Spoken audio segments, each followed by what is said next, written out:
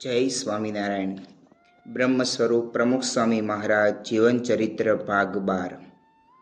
આજનો શ્રવણ યજ્ઞ. મોડી વાત કરાય જ નહીં. તારીખ 29 જાન્યુઆરીની સાંજે ભ્રમણના વ્યાયામ દરમિયાન વચગાલાના વિશ્રામ વખતે ખુરશી પર બિરાજેલા સ્વામીશ્રીને સંતોએ પૂછ્યું, બાપા, આપે પ્રમુખ થયા એ દિવસે જ વાસણ ઉટકેલા, તો એ વખતે આપની મદદમાં બીજા કોણ કોણ હતા? એકલો જ હતો. સ્વામીશ્રીનો આ ઘટસ્ફોટ સાંભળી સૌ ચકિત થઈ રહ્યા, કારણ કે અત્યાર સુધી એટલે કે 60 વર્ષ સુધી તેઓએ આ હકીકત પર પડદો જ પાડી રાખેલો.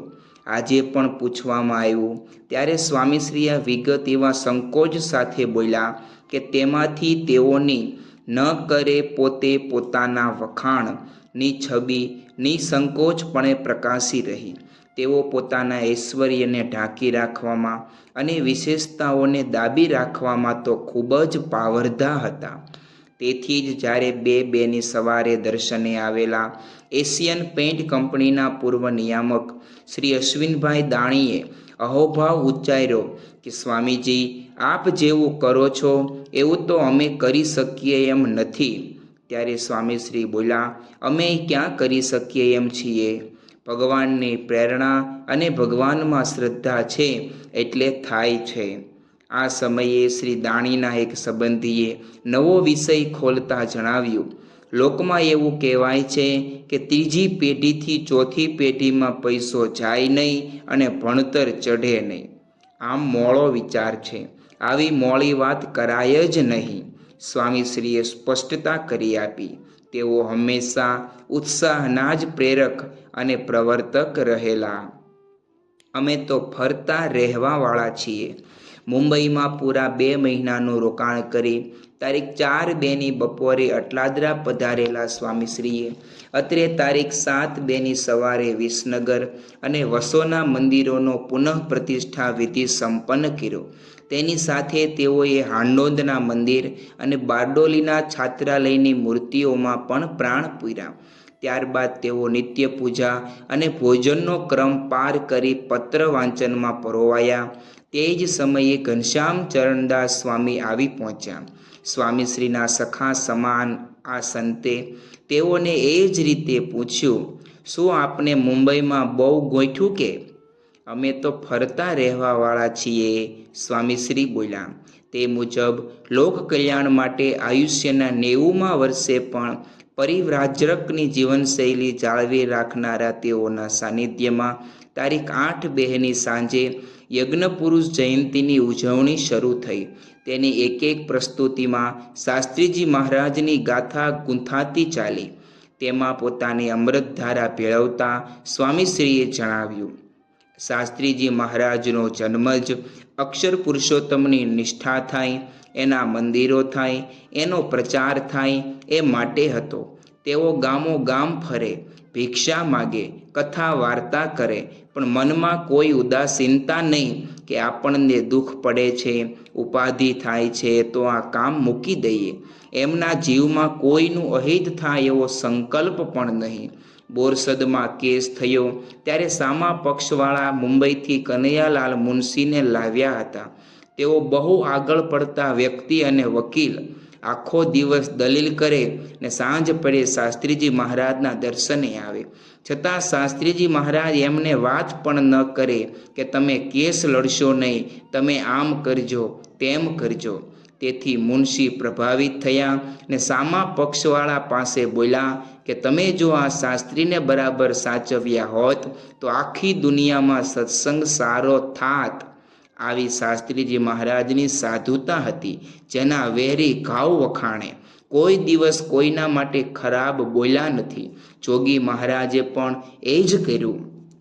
શાસ્ત્રીજી મહારાજની આ શૈલી વર્ણવી સભામાંથી વિદાય થયેલા સ્વામીશ્રી વાળુબાદ મીટિંગમાં બિરાજ્યા ત્યારે નારાયણ મુનિદાસ સ્વામી એક પ્રસંગના સંદર્ભમાં બોલ્યા, સ્વામી, તમે વક્ર દ્રષ્ટિ કરતા નથી એટલે જ બધા વિરોધીઓ ચગે છે. આ સાંભળી ક્ષણભર મૌન સેવા બાદ સ્વામીશ્રીએ કહ્યું, શાસ્ત્રીજી મહારાજે કોઈ દહાડે વક્ર દ્રષ્ટિ કરી? યોગીજી મહારાજે કરી, શ્રીજી મહારાજે કરી, ગમે એટલો વિરોધ થયો તોય કરી. આપણી રીત જ નથી. પણ જે વ્યક્તિ વિરોધ કરતી હોય એને આપ પ્રેમથી મળો છો, એનું કારણ શું? શાસ્ત્રીજી મહારાજ, યોગીજી મહારાજ એ જ રીતે વર્ત્યા છે. યોગી બાપાને અચારડાના નારાયણ ધરે જેણે હેરાન કરેલા એની જ સેવા એમણે સારંગપુરમાં કરી. આપણે પણ એમની રીતે રીત શીખવાની, રાખવાની. સ્વામીશ્રીના આ શબ્દોમાંથી પ્રસરેલી સાધુતાની સૌરભે સૌને તરબતર કરી મૂક્યા. આપણે તો દાસ છીએ, સેવક છીએ. તારીખ 12/2ની સવારે ચાલી રહેલી મુલાકાતોના ક્રમમાં હરિભક્ત શ્રી યતીનભાઈની ઓળખ આપતા અમિત યશદાસ સ્વામીએ કહ્યું, બાપા આ લંડનના છે. એમને તો સ્વામી બાપા ઓળખે જ છે. આસપાસ ઊભેલા વ્યવસ્થાપકોએ પરિચય કરાવનારા સંતને આ જાણપણું આપ્યું. ત્યારે સ્વામીશ્રી બોલ્યા, પણ તોય એમનાથી કંઈક નવું સાંભળવા મળે તો વધારે લાભ થાય ને. તેઓ જીવનના 90મા વર્ષે નવું શીખવાની વૃત્તિ ધરાવતા હતા, તે પણ પોતાના કરતાં 50 વર્ષ નાના સંત પાસેથી. આ રીતે પળે પળે અહોભાવ ઉપજાવતા સ્વામીશ્રી આજની બપોરે ભ્રમણના વ્યાયામ વખતે વિશ્રામના ગાળામાં ખુરશી પર બિરાજ્યા તે સમયે સામે બેઠેલા એક સંતે કહ્યું, આપના સિવાય કોઈ એવું નથી કે જે ગુરુનો મહિમા વધારે. બીજે ઠેકાણે તો સૌ એમ જ કહેતા ફરે છે કે ગુરુ કરતાં મેં વધારે સારું કર્યું. આપ એક જ એવા છો કે શાસ્ત્રીજી મહારાજ, યોગીજી મહારાજનું સહેજેય ઢીલું પડવા દેતા નથી. આમ જણાવી તે સંતે એક પ્રસંગ વર્ણવ્યો. તેની પુષ્ટિમાં આસપાસ બેઠેલા સૌ સ્વાનુભવો કહેવા લાગ્યા. તેમાંથી સ્વામીશ્રીની વિરાટ પ્રતિભા ઉપસી આવતા ભગવત ચરણદાસ સ્વામીએ જણાવ્યું, બાપા આમ આપ સાવ સામાન્ય લાગો, પણ આપનું કાર્ય જોતા અસામાન્ય છો. આપ કોણ છો એ તો આપણે જ ખબર પડે. આપણે તો ભગવાન સ્વામિનારાયણના સાધુ છીએ, દાસ છીએ, સેવક છીએ. સ્વામીશ્રીએ સ્વ ઓળખ આપી દીધી. નિષ્ઠા હોય તો બધે જ કામ થાય. તારીખ 12/2ની રાત્રે ઠાકોરજી જમાડી રહેલા સ્વામીશ્રી સમક્ષ ખાનદેશની સત્સંગ પ્રવૃત્તિનો અહેવાલ અપાયો.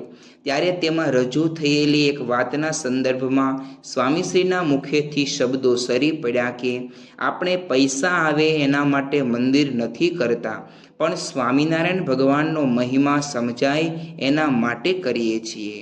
મંદિર નિર્માણનો કેટલો સ્પષ્ટ અને સ્વચ્છ હેતુ ધરાવતા હતા સ્વામીશ્રી.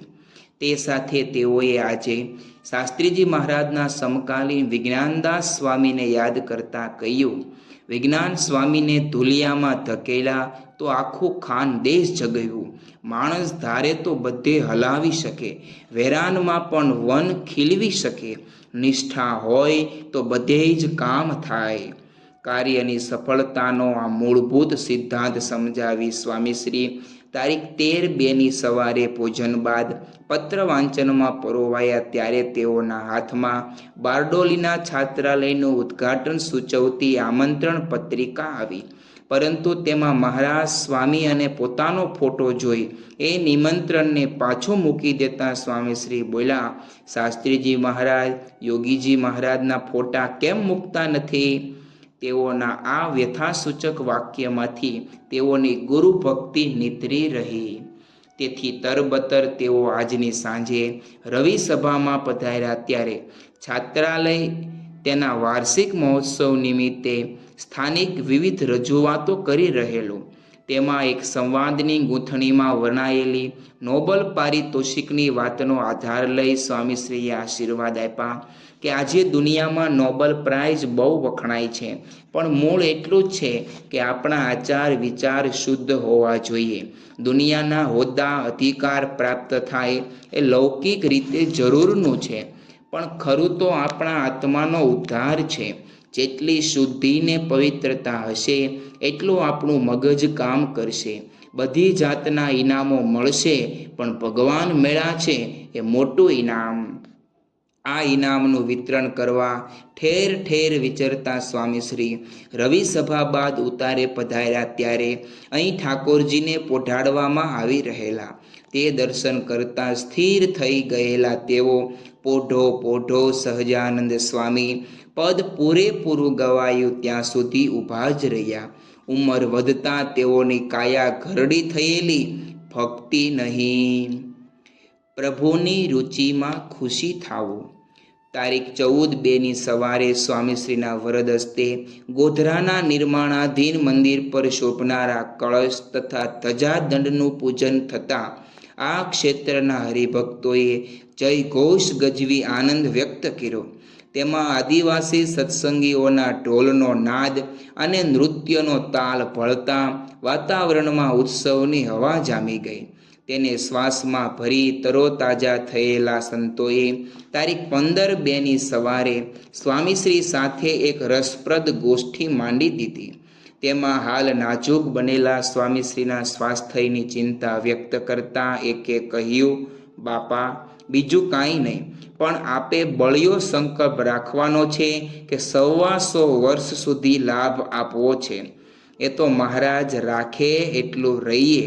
હવે પહેલાં જેવી સેવા થતી નથી એટલે વિચાર રહ્યા કરે. પહેલાં તો ગામડે ફરતા, કથા વાર્તા થતી, પધરામણીઓ થતી, એ બધું હવે નથી થતું. પહેલાં યોગી બાપા યુવકોને કેટલી વાત કરે ત્યારે માંડ સાધુ થવા આવતા. આજે તો આપની સાથે યુવકોને વિશેષ મળવાનું નથી થતું, તોય બધા સામેથી સાધુ થવા આવે છે. પણ એ સંકલ્પ કોનો? એ સંકલ્પ યોગી બાપાનો. મૂળમાં એ છે એ વાત સમજો. સ્વામી, અમે તો યોગી બાપાને જોયા જ નથી, અમે તો તમને જોયા છે. જોયા નથી એમ બોલવાનું નહીં. તમે મહારાજને જોયા છે તોય ભજન તો કરો છો. એ રીતે યોગી બાપા નથી જોયા એમ નહીં.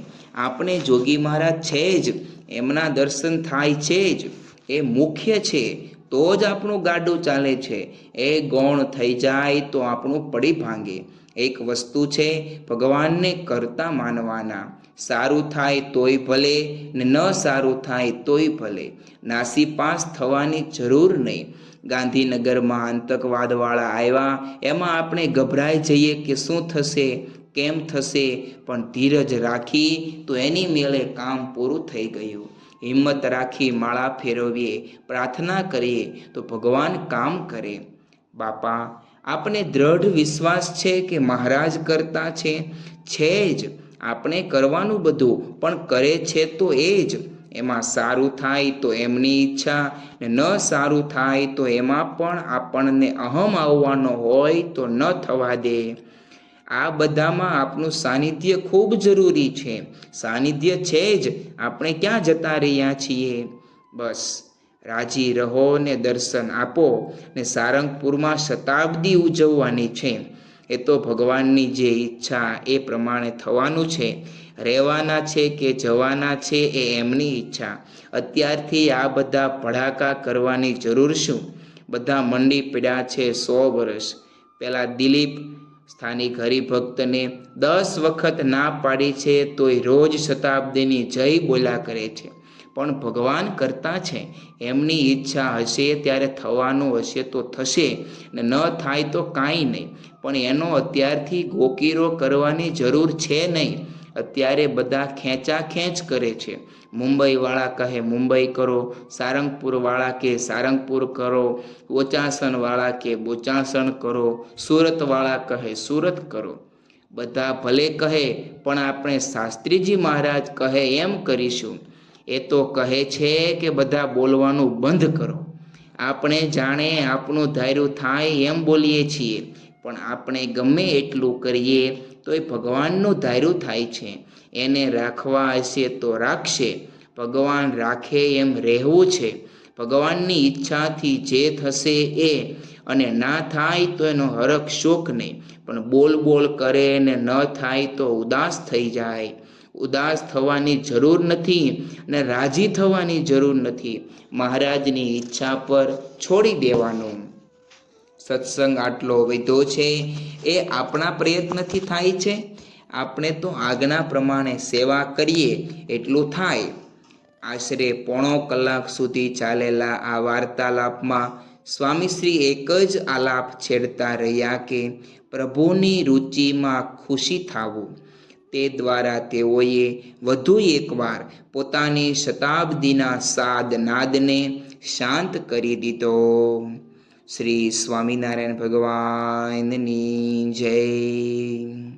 આગળનું વાંચન આપણે આવતીકાલે સાંભળીશું. જય સ્વામિનારાયણ.